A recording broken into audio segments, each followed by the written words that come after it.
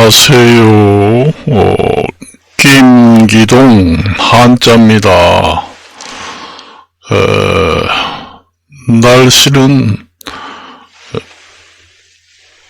날씨는 뭐 그런대로 괜찮은데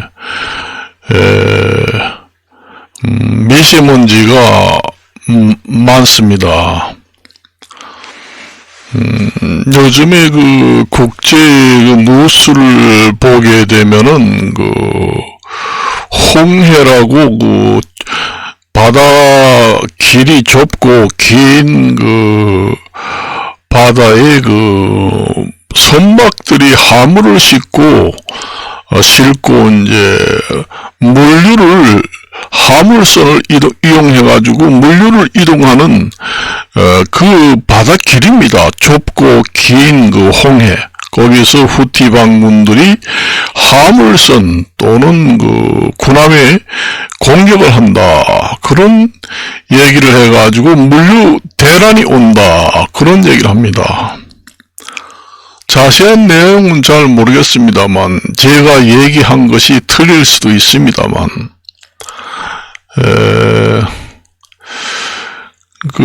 후티 반군이 국가별로 선별해서 공격을 한다 하면은 문제가 됩니다. 사실상. 아니면은 전 세계의 어느 나라를 막론하고 모두 홍해를 통과하는 화물선 물류는 모두 가리지 않고 폭격을 한다 하면은 전 세계가 동참을 해서 해결을 해야 되고, 아니면은 자유 진영 국가 화물선만 후티 반군이 공격을 하고, 공산 진영 국가들의 화물선은 홍해를 통과해도 공격을 하지 않고 보호를 해주고, 그렇게 차별화한다 하면은 그게 이제 큰 문제입니다. 사실상. 그렇게 될 수가 없습니다. 될 수가 없어요. 왜냐? 그렇게 차별화 두면은 다른 국가에서도 반군이 생겨서 이제 공산 진영의 화물선도 이제 공격을 할 수가 있어요. 그래서 모든 어느 나라를 막론하고 모두 화물선을 공격을 한다 하면은 국제적으로 나서야 됩니다. 중국이라든가 러시아라든가. 그렇게 한다면은 좀 덜하지만은 국가별로 차별화해가지고 어떤 나라는 통과시켜주고 어떤 나라는 화물선을 공격을 한다. 그러면은 다른 나라가 가만히 있겠어요? 그러게 되면은 이제 다른 나라들이 홍해뿐만 아니라 후티 반군 아니면 이란 그쪽으로 이제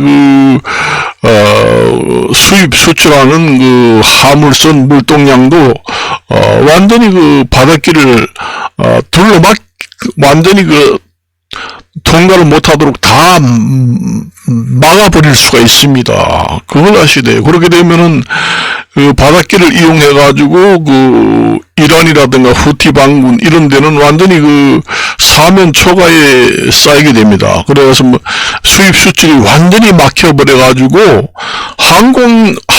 항공기를 이용해서 화물선을 이용해가지고 이동하는 것도 나중에 비행장을 폭격할 수도 있습니다. 그렇게 되면은 바닷길, 하늘길 모두 다 막혀버리면은 이란이라든가 후티 반군은 완전히 질식사하게 됩니다. 그걸 아셔야 돼요. 국가별로 차별을 한다면은 더욱더 위험하고 확전이 될 우려가 더 많습니다. 국가별로 차별해가지고 어떤 나라는 화물선을 통과시켜주고 어떤 나라는 내 맘에 안 든다 하는 나라 화물선, 물동량은 공격을 하고, 이런 차별화해서 공격을 한다 그러면은, 그 차별받는 나라에서 가만히 있지 않습니다. 확전이 됩니다, 그거. 가리지 않고, 홍해 바다를 거쳐서, 화물선을 이용해서 물동량을 이동하는 거는 모두, 갈 수가 없다 해서 전부 다 폭격을 한다 그러면은, 국제적으로 이제, 해결 방법을 찾아서 나설 수밖에 없습니다. 그 바닷길하고 그 하늘길을 다 막아버릴 수 있습니다. 만일에 그 확전이 된다면은. 그래서 이란이라든가 후티는 생각을 그 잘못하게 되면은 큰일을 당합니다. 그걸 아셔야 돼요. 수입 수출을 하는데 화물선을 외국에 수출하고 수입해 오고 바닷길을 이용해서 해가지고 수입해 오는 완전히 그 통로를 다 막아버리면은 완전히 수입 수출이 올 스톱 됩니다. 그래서 석유도 팔지 못해요. 그러게 되면은 완전히 질식사한다. 그렇게 되기 전에 해결을 해야 된다. 그 얘기입니다. 그게 무슨 꼴이에요, 도대체.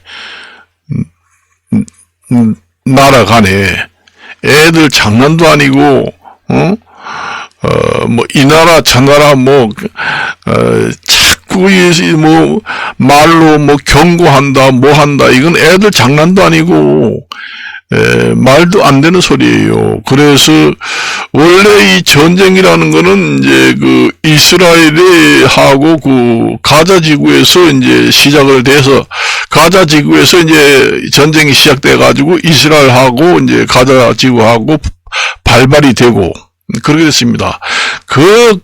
가장 근본이 되는, 전쟁 발발은 우크라이나 전쟁에서 연결돼가지고, 가자지구, 그쪽으로 불이 붙었다. 그렇게 보시면 됩니다. 가장 전쟁이 처음 시초된 것은 우크라이나 전쟁. 거기에서 이제 불이 붙어서, 가자지구가 이스라엘을 공격하면서 지금 홍해 사태도 일어나고 여러 가지 사태가 일어납니다.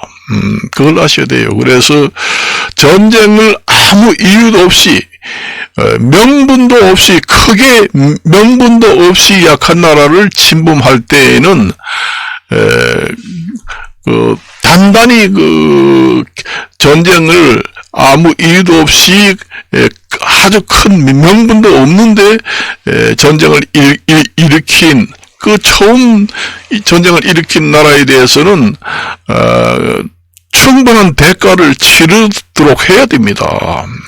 그러니까 이제 스웨덴이 나토에 가입시킨다든가 우크라이나를 나토에 가입시킨다든가 이런 것을 더 발전을 시켜야 됩니다. 그래야 다음에 전쟁을 일으키지 않습니다. 전쟁을 일으키면은 전쟁에서 승리는 했지만은 더욱더 나토 북대서양 조약기구가 더 강력하게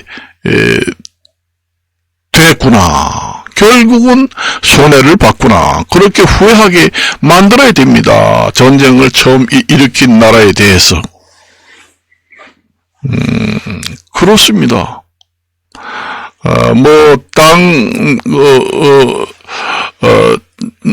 전쟁을 일으키면은 결과적으로 나토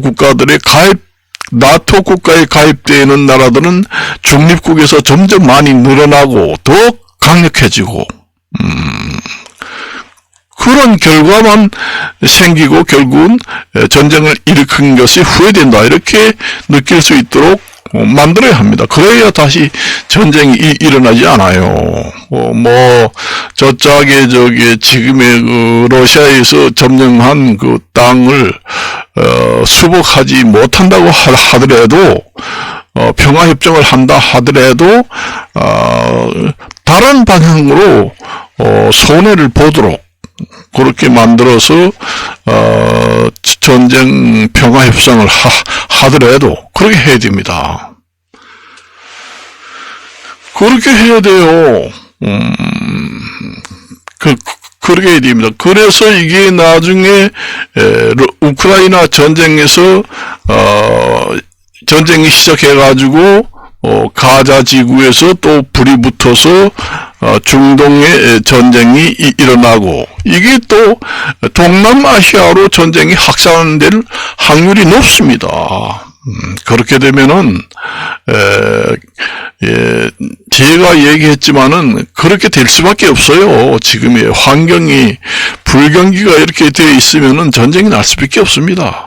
그렇게 될 수밖에 없어요. 그래서 옛날에 2차 세계대전도 그 대전이 일어난 그 밑바탕을 자세히 들여다보면은 경제 불황의 타계 조건이 곧 인구 감소입니다. 인구 감소로 환경 회복이 되면서 다시 재건이 일어나고 산업혁명이 일어나고 호경기가 일어난다. 그게 바로 신뉴딜 정책이 생기게 된다. 그게 이제 수정자본주의라고 합니다. 그런 결과가 나타나게 돼요. 그러기 때문에 피할 수가 없습니다. 그거는 자연 섭리 측면에서 보면은 자연 발생적으로 일어나는 현상이기 때문에 피할 수가 없습니다. 그래서 우크라이나 전쟁, 그 다음에 그 중동 전쟁, 나중에 가장 위험한 국가 중에서도 동남아시아, 이런 아시아 국가들 중에서도 위험한 지역이 많잖아요. 한국을 비롯해서 그런 지역에서도 전쟁이 일어날 수 있다. 그렇게 봅니다. 그렇게 되면은 바로 중국 코미테에서 전쟁이 일어난다. 그렇게 되면은 또 동남아시아 전쟁이 일어나고 그게 또 확전이 돼가지고 또 다른데 또 전쟁이 일어나게 됩니다. 결국은 자꾸 불이 붙어서 전 세계가 다 올 전쟁이 붙어요. 그게 이제 3차 세계대전이 오게 됩니다. 결국은 핵무기를 사용할 수 있는 단계까지 온다는 얘기예요. 제가 수없이 얘기했잖아요. 그 핵무기를 사용하지 않고서는 해결할 방법이 없습니다. 그래서 지금의 평화 쪽으로 전쟁이 종식되기는 쉽지 않다. 되더라도 또 재발을 될 수 있는 여지를 남기면서 평화협정을 하게 되면은 더 앞으로 비참한 전쟁은 점점 더 일어날 수밖에 없다. 그렇게 보십니다. 그래서 전 세계는 공멸하기 전에 전쟁을 확실히 힘이 있을 때 전쟁을 해야 된다. 제가 수없이 얘기했잖아요. 국제관계는 예민한 문제이기 때문에 이야기를 잘 하지를 않습니다. 우리나라 같은 경우에도 참 동방예의지 국가라 해서 옛날에는 유교 사상이 있어가지고 사람들의 존경 그리고 인사성이 밝고 동방예의지 국가라는 게 한자잖아요. 그러니까 동쪽이 동남아시아에 있는 나라 중에서 한국이 예의가 에티켓이 바르고 예의가 바른 나라가 바로 한국이다. 그래서 동방예의지국이다. 이렇게 얘기를 합니다. 그러던 게 요즘에 우리나라도 폭력 사태가 수시로 일어납니다. 전 세계적으로 폭력 사태가 많이 일어나는 것은 치열한 경쟁이 생기게 되면은 정신병 환자들이 많이 일어납니다. 요즘에는 그 정신병 환자, 그걸 갖다가 좀 나쁘게 얘기하면은 미친 병이다. 그렇게 얘기를 하지만은 그걸 좀 학술적으로 좋은 표현을 하게 되면은 조현병이다. 그렇게 합니다.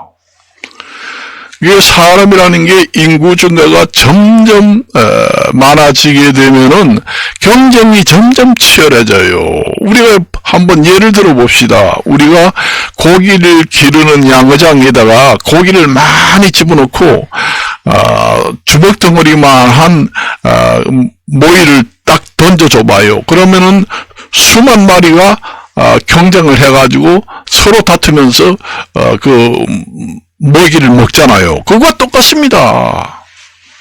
똑같아요. 80억이 넘어서 90억 가까이 되는데 해결 방법이라는 게 자연재해가 일어나서 인구가 줄든지 전쟁이 일어나서 인간이 줄든지 그 수밖에 없습니다. 그래서 전쟁도 넓은 뜻으로 해석을 하게 되면은 자연재해에 속한다. 그렇게 보시면 됩니다.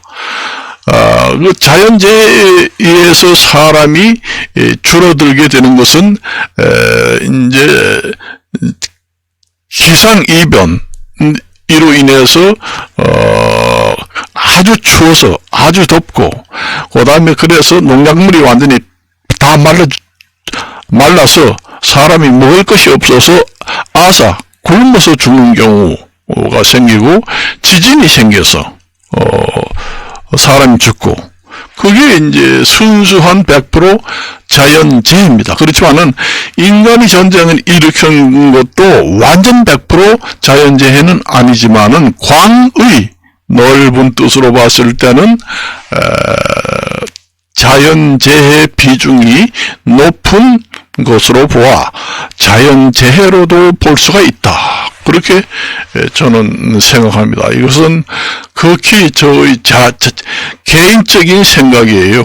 어떤 정보를 이용해 가지고 얘기하는 것이 아니라 순수한 저 개인적인 생각이니까 참고사항으로 청취를 해 주시면 되겠습니다. 그래서 사실상 그 홍해 그 바닷길이 길고 아주 길다란 바닷길이면서 바다 폭이 좁아요. 그런데 이제 전 세계에서 물동량을 운반하는 화물선이 아주 많이 통과하게 되는 지역을 완전히 봉쇄를 하겠다는 것은 전 세계를 위협하는 거나 마찬가지입니다. 그럴 경우에는 그게 정말로 심하게 전쟁이 일어나가지고 거기가 봉쇄가 돼가지고 다른 방법이 없다 할 때는 극한 무기를 사용할 수밖에 없습니다. 그건 극한 무기를 사용할 수 있는 명분이 생기는 겁니다. 그걸 국제사회에 완전히 그 질식사, 목을 졸라서 죽이는 것과 똑같은 역할을 하는 거기 때문에 극한 무기를 사용해도 그 명분이 섭니다. 그걸 아셔야 됩니다. 그래서 홍해를 위협하는 반군들이라든가 국가들은 각성을 해야 한다. 잘못하면은 그 나라가 완전히 바닷길, 그 다음에 하늘길, 모든 길이 다 막혀서 완전히 오도가지도 못하고 이제 묶여버린다.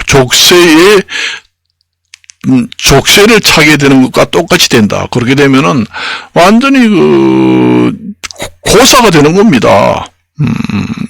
수입 수출이 완전히 올스톱 되기 때문에 그걸 아셔야 돼요. 그래서 오늘은 여기까지만 이야기를 하고 마칠까 합니다. 안녕히 계십시오. 우리나라 같은 경우에도 동방예의지국이라고 하면은 우리나라도 해당이 됩니다만은 아주 인사성이 밝고 예의 바르고 에티켓이 바른 나라라고 아주 옛날에 유교 사상, 불교 사상, 이런 게 투철해가지고 아주 사회가 안전망이 확보돼가지고 폭력도 없고 단일 민족이라서 민족 간의 갈등도 없고 그래서 가장 안전한 나라로 한국 여행을 손꼽았습니다. 그렇지만 지금의 가끔 보면은 폭력 사태가 가끔 일어납니다.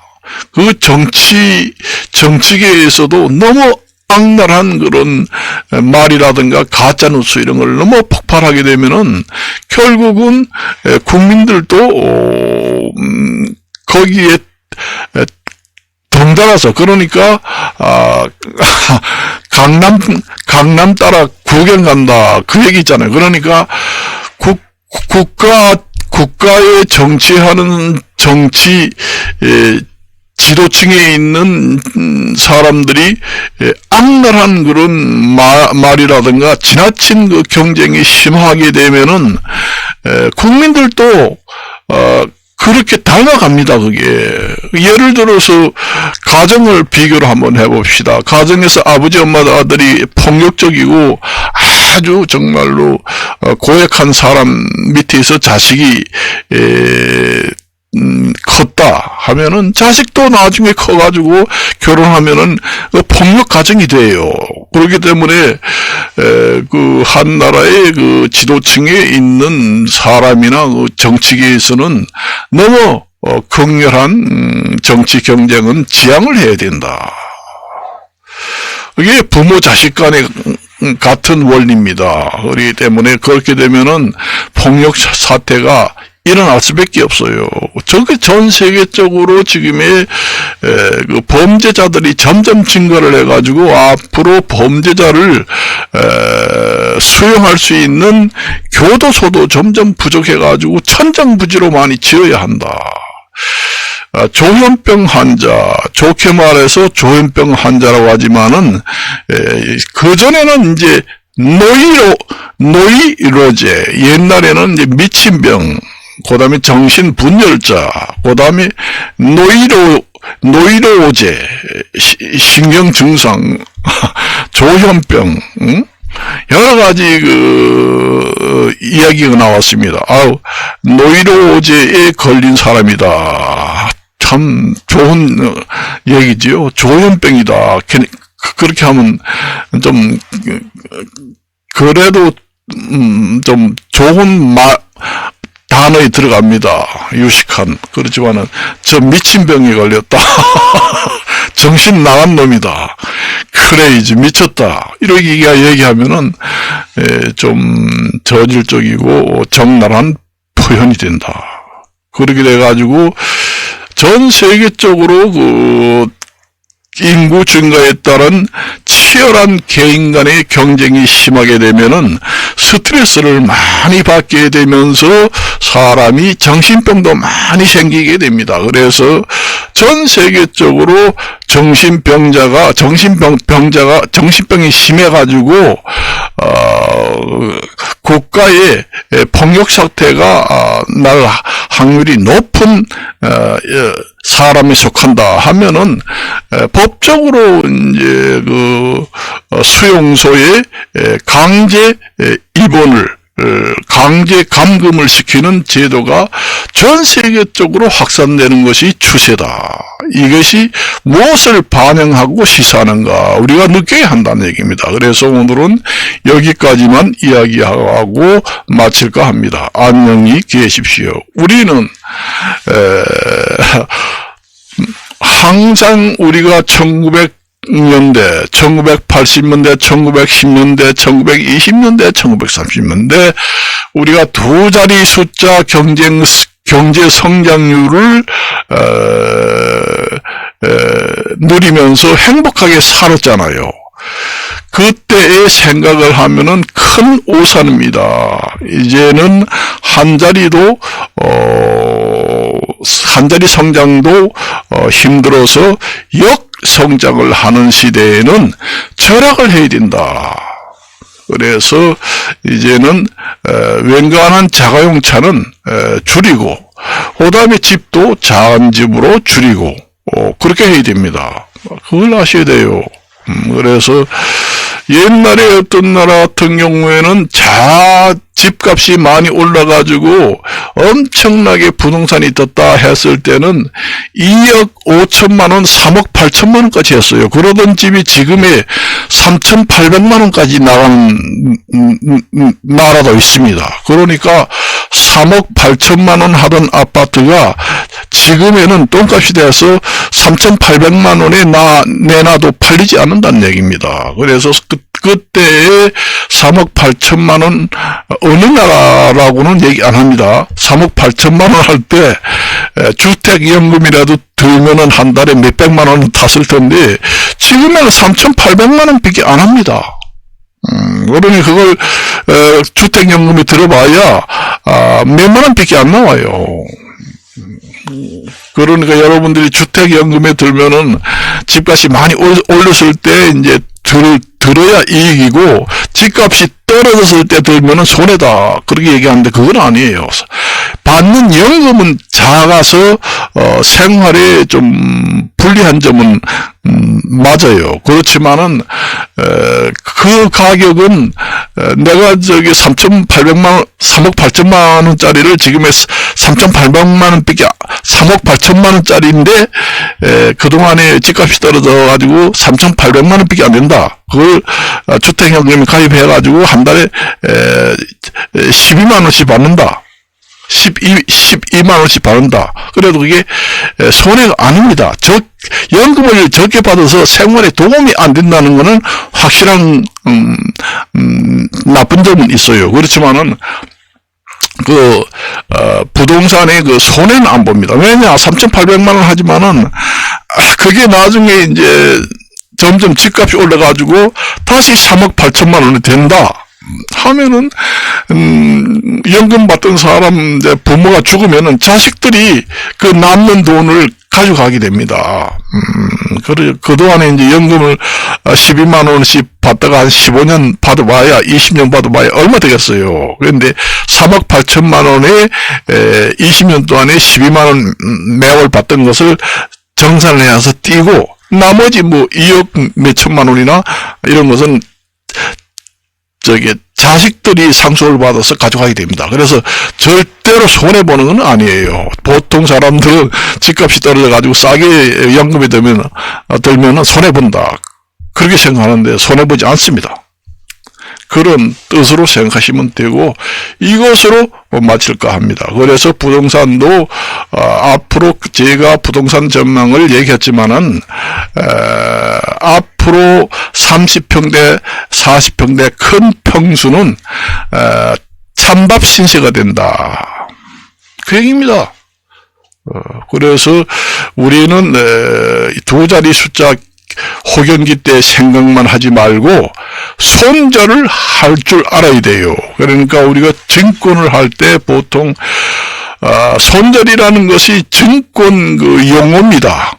바둑 용어 같은 경우에는 자충수, 미생, 신의 한수, 이런 것이 나오잖아요. 그 다음에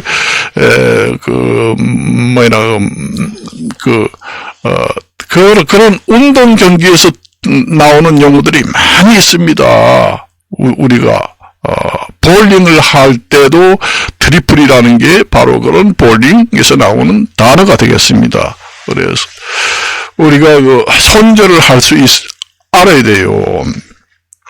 옛날에 우리가 호경기 두 자리 경제 성장률 때를 항상 생각을 하면서 지금의 생활을 하면 안 된다. 그래서 손절을 할 줄 알아야 된다. 그래서 주식시장에서 옛날 생각만 하고 이게 앞으로 계속 오르겠지. 오래만 가지고 있으면은 언젠가는 올라. 그러니까 보지도 말고 주식을 완전히 사가지고 묻어도 그렇게 해놨던 것이 하루아침에 폐장돼가지고 완전히 없어지는 경우도 있습니다. 관리 종목에서 나중에 더 나빠지면은 심사를 해가지고 폐장시키는 경우도 있어요. 그러면 완전히 휴지 조각이 되는 경우가 있습니다. 그럼 어떤 사람은 증권 우량주를 사가지고 보지도 말고 묻어라 100년이 되든 그게 어디로 가겠어? 이렇게 얘기하는 사람 있잖아요. 그래서 그 손절을 할 수 있을 때 해야 되는 거예요. 그래서 우리가 주식시장에서 이래 봐가지고 옛날 생각만 하고 오래 가지고 있으면은 이게 언젠가는 100만 원 하던 주식이 언젠가는 회복될 거야 하면서 10만 원 떨어지는데도 계속 20만 원, 30만 원, 50만 원 떨어져도 안 팔고 가지고 있다가 나중에 더 손해를 본다는 얘기입니다. 그래서 적절한 시기에 반절 정도 손해를 보더라도 판다 하는 사람은 이익을 보고 살아남습니다. 완전히 알거리가 돼가지고 나중에 마누라까지도 이제는 떠난다 하는 것은 막을 수가 있습니다. 그러니까 옛날 두 자릿수 좋은 경기 시대에 옛날 생각만 하고 좋은 차를 뽑는다. 큰 집으로 이사 간다. 옛날에 우리가 두 자릿수 경제 성장률을 좋은 시절에 쓰던 돈의 씀씀이대로 돈 지출을 옛날 생각만 하고 옛날 우리가 돈 쓰는 씀씀이가 그때 그 방식으로 쓰다 보면은 집안이 알거지가 된다. 그래서 손절할 거는 손절하고, 이제 가족 중에서 이제 좀 괜찮은 사람들은 개개인이 가족이 5명이다 그러면은 5대의 자동차를 가지고 있는 집도 있고 3대를 가지고 있는 집도 있습니다. 그럴 경우에는 가감이 전부 다 정리를 하고 한 대만 딱 가지고 있고 필요할 때만 가족이 돌려서 쓴다든가 그렇게 경제적으로 절약을 해야 된다는 것을 손절 절약을 할 줄 아는 사람, 그런 용단을 가지고 과감히 처리할 수 있는 사람은 앞으로 살아남는 시대가 온다. 그래서 앞으로 전 세계의 경기는 호경기가 아니라 결핍 경기가 지속될 확률이 높다. 그리고 저금리 시대는 영원히 오지 않을 수도 있다. 저 개인적인 생각입니다. 그렇게 말씀을 드립니다. 그래서 과감히 손절 경제를 해서 절약을 해야 된다. 그 얘기입니다. 그래서 정말로 한 가정에 자동차가 하나 있어도 그렇게 필요하지 않다 하면은 자동차를 손절해서 판매를 먼저 하는 사람이 살아남습니다. 그걸 아셔야 돼요. 지금의 전당포에 가면은 물건이 이렇게 쌓입니다. 카드 돌려막기 하기 위해서 전당포가 이렇게 많이 생기고, 은행에서 지금의 통계를 보면은 리볼링 카드 결제하는 경우가 많습니다. 만일에 예를 들어서 이번 달에 카드 결제가 한 200만 원 나왔다 그러면은 사정 형편이 안 돼서 200만 원은 이번 달에 카드 결제를 했는데 갚을 수 없다 그러면은 2개월로 나누어서 내겠다. 그게 이제 리볼링 카드 결제 시스템입니다. 그래서 100만 원 이번 달에 내고 다음 달에 100만 원을 내서 200만 원을 다 내겠다. 그것이 은행 통계를 보니까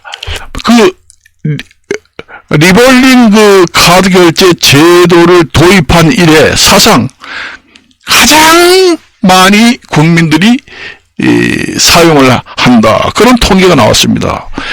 그것이 어떤 것을 반영하고 시사합니까? 그마침 전 국민들이 살기 어렵고 쪼달리고 하기 때문에 전당포에 사람이 버글버글하게 갖다 맡겨놓고 돈 빌릴 데가 없으니까 전당포에 맡기고, 카드는 너무 많이 긁었으니까 이번 달은 다 갚지 못하니까 신용불량자가 될 수 있으니까 반절만 갚고 200만 원 썼는데, 그렇게 리볼링 제도를 이용하는 사람들이 그 시스템을 도입한 제도 사상 가장 많이 이용을 한다. 그런 통계상이 나와 있습니다. 그 정도라면은 여러분들이 손절 경제 절약을 해야 할 시기가 지금이다. 누가 용단을 내려서 과감하게 먼저 그 손절 경제 절약을 하느냐 안 하느냐에 따라서 살아남고 알거지가 되고 이런 분기점에 지금 와 있다. 그걸 각성을 해서 지금의 생각을 해야 됩니다. 여러분들이 그걸 아셔야 돼요. 옛날에 돈 쓰던 그런 생각만 하고 그 수준을 계속 유지할 수가 없습니다. 사고 방식을 완전히 개혁 신당이라고 나왔지만은 그 사고 방식을 완전히 개혁 사상으로 바꿔야 합니다. 그렇게 해야 돼요.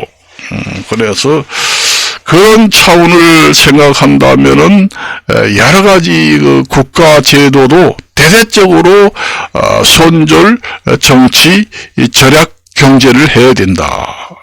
원칙에서 좀 완화된 준칙 정책으로 옮겨가야 한다. 이렇게 말씀을 드리면서 이것으로 마칠까 합니다. 안녕히 계십시오.